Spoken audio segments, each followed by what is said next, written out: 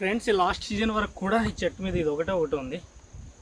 అయితే ఇది కొంచెం ఎక్కువ పండిపోయింది. సో మనం చూద్దాం లోన ఆ పండ్లు ఏవైతే ఉన్నాయో సో అవి టేస్టీగా ఉంటే తిందాం, లేదంటే పడేద్దాం.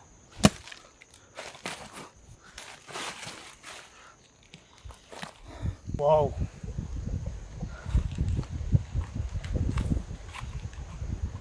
కట్ చేశాను ఫ్రెండ్స్, చూడండి. ఓ ఫ్రెండ్స్ ఎంజాయ్, పండుగ